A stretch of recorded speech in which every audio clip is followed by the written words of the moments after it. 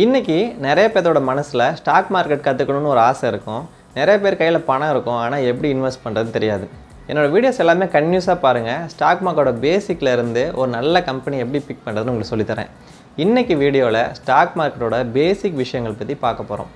Hey friends, this is சாமியா. வாங்க வீடியோக்குள்ளே போகலாம்.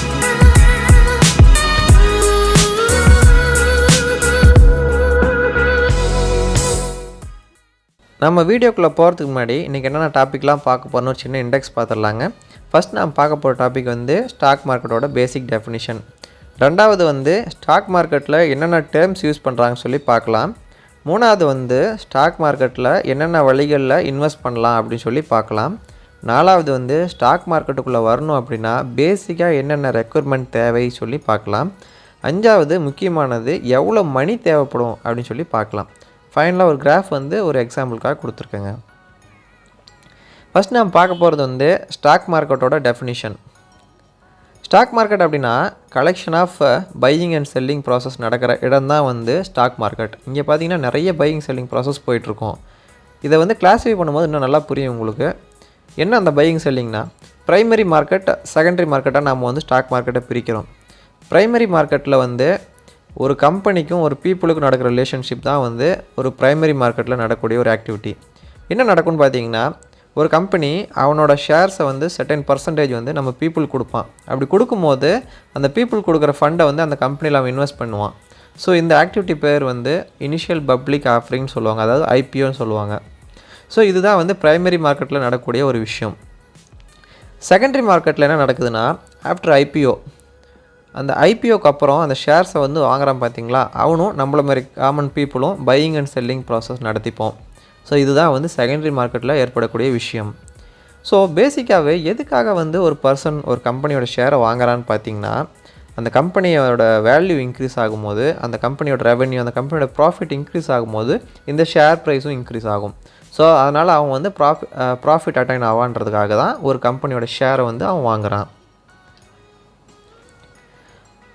ஸோ நெக்ஸ்ட்டு நம்ம ஸ்டாக் மார்க்கெட்டில் இருக்கக்கூடிய டெர்மினாலஜி பற்றி பார்க்கலாங்க. ஃபஸ்ட்டு நம்ம பார்க்க போகிறது என்எஸ்சி, பிஎஸ்சி. இதை நீங்கள் கேள்விப்பட்டிருப்பீங்க. என்எஸ்சி அப்படிங்கிறது நேஷ்னல் ஸ்டாக் எக்ஸ்சேஞ்சு, பிஎஸ்சி அப்படிங்கிறது பாம்பே ஸ்டாக் எக்ஸ்சேஞ்சு.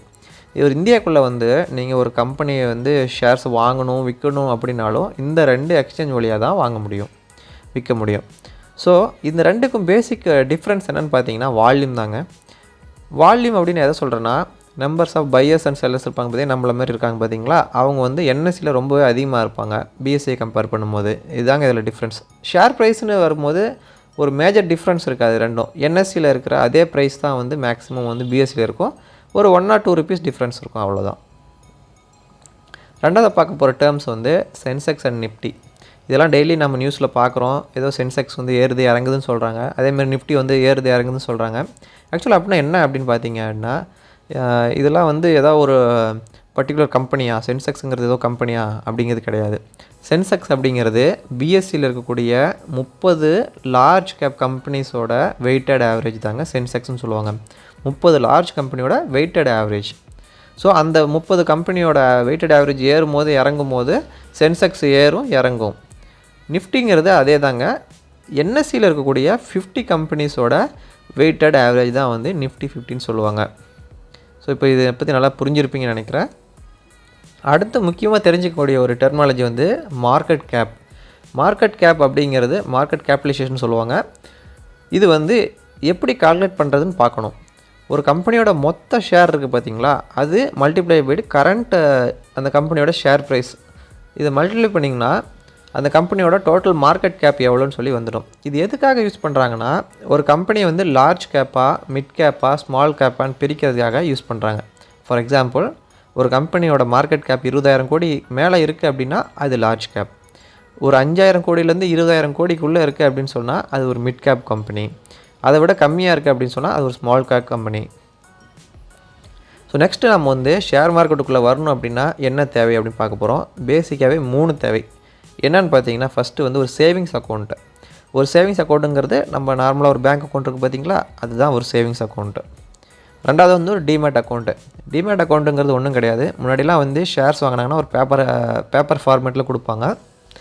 இப்போ என்ன பண்ணுறாங்க அப்படின்னா, அது வந்து எலக்ட்ரானிக்கலாக கன்வெர்ட் பண்ணி நம்ம ஒரு அக்கௌண்ட்டில் வந்து ஸ்டேட்மெண்ட் மாதிரி எவ்வளோ ஷேர்ஸ் வச்சுருக்கீங்க, எவ்வளோ வேல்யூ வச்சுருக்கீங்க அப்படின்னு சொல்லி உங்களுக்கு டிஸ்ப்ளே பண்ணும். இது ஒரு எலக்ட்ரானிக் ஃபார்மேட்டுன்னு சொல்கிறது தான் வந்து ஒரு டிமேட் அக்கௌண்ட்டு. இப்போ நீங்கள் ஒரு ஷேர்ஸ் வாங்கினீங்கனாலும் அதில் ஆட் ஆகும், ஷேர்ஸ் விற்றிங்கன்னா அதில் டிக்ரீஸ் ஆகும். ஸோ இது எல்லாமே வந்து டிமேட் அக்கௌண்ட்டில் நீங்கள் பார்த்துக்கலாம். மூணாவதாக வந்து தேவைப்படும்னா ட்ரேடிங் அக்கௌண்ட்டு. அதாவது இதுதான் மெயின். உங்களுக்கும் ஸ்டாக் எக்ஸ்சேஞ்சுக்கும் இருக்கக்கூடிய ஒரு ரிலேஷன்ஷிப்னா, நீங்கள் ஒரு பையிங் செல்லிங் நடத்துகிறீங்கன்னா டைரெக்டாக பண்ணிட முடியாது. உங்கள் 2 பேத்துக்கு நடுவில் ஒரு இன்டர்மீடியேட்டான ஒரு அக்கௌண்ட் தேவை. அதுதான் வந்து ட்ரேடிங் அக்கௌண்ட்டு. ஸோ இப்போ நான் இந்த 3 தனித்தனியாக வாங்கணுமா அப்படின்னு கேட்டால் இல்லைங்க. இதெல்லாம் வந்து சில செக்யூரிட்டிஸ் வந்து ப்ரொவைட் பண்ணுறாங்க. அது எப்படின்றத வந்து நம்ம பார்க்கலாம். இப்போ ஃபார் எக்ஸாம்பிள் ஆக்சிஸ் அப்படின்னு எடுத்துக்கிட்டிங்கன்னா, அவன் வந்து பார்த்திங்கன்னா 3மே வந்து உங்களுக்கு கொடுப்பான். சேவிங்ஸ், டிமேட் அண்ட் ட்ரேடிங் 3மே கொடுப்பான். ஜீரோதான் எடுத்துக்கிட்டிங்கன்னா டிமேட் அண்ட் ட்ரேடிங் மட்டும்தான் கொடுப்பான். ஸோ இந்த மாதிரி நிறைய செக்யூரிட்டிஸ் இருக்குது. நீங்கள் தனித்தனியாக வாங்கணும்னு அவசியம் கிடையாது. அவங்களோட சார்ஜஸ், அவங்களோட இதெல்லாம் பார்த்துட்டு உங்களுக்கு எது சூட்டபுளாக இருக்கோ நீங்கள் வாங்கிக்கலாம். ஸோ இதை பற்றி டீட்டெயிலாக இன்னொரு வீடியோவே மேக் பண்ணியிருக்கேன். அந்த வீடியோவில் நான் உங்களுக்கு எல்லாமே எக்ஸ்பிளைன் பண்ணுறேன். நெக்ஸ்ட்டு வந்து ஸ்டாக் மார்க்கெட்டில் என்னென்ன வழிகளில் இன்வெஸ்ட் பண்ணலான்னு சொல்லி பார்க்கலாங்க. இண்டிவிஜுவலாக இன்வெஸ்ட் பண்ணலாம், மியூச்சுவல் ஃபண்ட் வழியாக இன்வெஸ்ட் பண்ணலாம். ஸோ மியூச்சுவல் ஃபண்ட் வழியாக எப்படி இன்வெஸ்ட் பண்ணுறதுன்னு சொல்லி இன்னொரு வீடியோவில் பார்க்கலாங்க. இந்த வீடியோவில் இண்டிவிஜுவலாக எப்படி இன்வெஸ்ட் பண்ணுறது மட்டும் பார்க்கலாம். இதில் பார்த்திங்கன்னா 3 விதமாக இருக்குது. இண்டிவிஜுவல் இன்வெஸ்டிங்கில் மெயினாக வந்து நம்ம பார்க்கக்கூடியது என்னென்னா டெலிவரி தான். அது டெலிவரி அப்படிங்கிறது என்ன சொல்லுதுன்னா, நீங்கள் ஒரு ஷேரை வாங்கினீங்கன்னா உங்கள் டிமேட் அக்கௌண்ட்டில் ரிஃப்ளெக்ட் ஆகிறதுக்கு 3 நாள் ஆகும். அதாவது ட்ரேடிங் டே ப்ளஸ் 2 days அப்படிங்கிறத டெலிவரின்னு சொல்லுவாங்க. டெலிவரி வந்து ரொம்பவே அட்வான்டேஜான ஒரு விஷயம். என்னென்னு பார்த்தீங்கன்னா, உங்களுக்கு கம்ப்ளீட் ஓனர்ஷிப் இருக்கும்.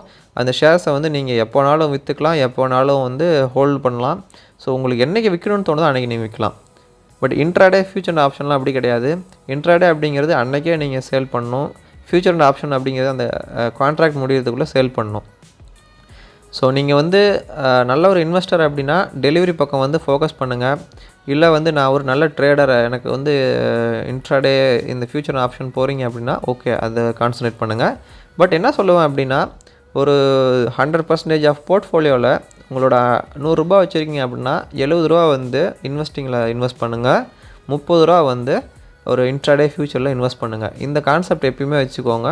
இல்லைனா வந்து நிறைய வந்து லாஸஸை நீங்கள் சந்திக்க வேண்டியது இருக்கும்.